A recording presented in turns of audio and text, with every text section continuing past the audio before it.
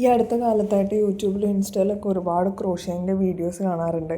ഞാനിതൊരു 10 വർഷം മുന്നേ സ്റ്റാർട്ട് ചെയ്തതായിരുന്നു. പിന്നെ കുറേ നാളായിട്ട് ഇപ്പോൾ ചെയ്യാറുണ്ടായിരുന്നില്ല. അപ്പം ഞാൻ പ്രഗ്നൻ്റ് ആയിരുന്ന സമയത്ത് അങ്ങനെ ടൈം പാസിന് വേണ്ടി തുടങ്ങിയതാണ്. പക്ഷെ ചെയ്ത് തുടങ്ങിക്കഴിഞ്ഞാൽ നമുക്കതിൽ ഭയങ്കര അഡിക്ഷനാണ്. ഇപ്പോൾ ഞാൻ വീണ്ടും അത് റീസ്റ്റാർട്ട് ചെയ്തപ്പോൾ ചെയ്ത കുറച്ച് പ്രൊജക്ട്സാണിത്.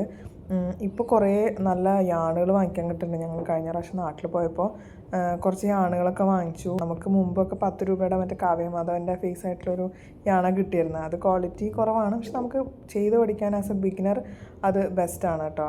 അപ്പോൾ ഇപ്രാവശ്യം പോയപ്പോൾ വാങ്ങിച്ച കുറച്ച് യാണൊക്കെ വെച്ച് ചെയ്തതാണ്. ഇത് 10 രൂപയുടെ യാണ് വെച്ച് ചെയ്തത്. അപ്പോൾ അതിനനുസരിച്ച് അതിൻ്റെ ഫിനിഷിങ്ങിൽ വ്യത്യാസം ഉണ്ടാവും. ഇപ്പോൾ ഇത് ട്രെൻഡിങ്ങിൽ വന്നതുകൊണ്ട് നമുക്കുണ്ടായ ഒരു ഉപകാരം എന്താ വെച്ചാൽ ഒരുപാട് യാണുകൾ പല വെറൈറ്റി നമുക്ക് ഇപ്പോൾ കിട്ടാനുണ്ട്. നാട്ടിലൊരുവിധം ക്രാഫ്റ്റ് സ്റ്റോറുകളിലൊക്കെ കിട്ടാനുണ്ട്.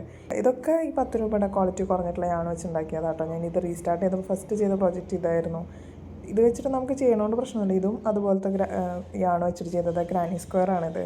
ഗ്രാനി സ്ക്വയർ വെച്ചിട്ട് നമുക്ക് കുറേ ബാഗുകൾ, പേഴ്സുകൾ, ഫ്രോക്ക്, അങ്ങനെ ഒരുപാട് സാധനങ്ങൾ ഉണ്ടാക്കാൻ പറ്റും. പിന്നെ ഇതിന് ഈ യാണിന് എന്തോ ഒരു പേര് പറയും, ബ്ലാങ്കറ്റ് യാണോ അങ്ങനെ എന്തോ, കുറച്ച് വെൽവെറ്റി ടെക്സ്ചർ ആയിട്ടുള്ളത്. അത് വെച്ചിട്ട് ഞാനൊരു പില്ലോ, ഹാർഡ് പില്ലോ ഉണ്ടാക്കിയതാണ്. ഇതാണ് അതിൻ്റെ കളർ വരുന്നത്. ഒരു മൾട്ടി കളറായിട്ടുള്ള യാണായിരുന്നു അത്.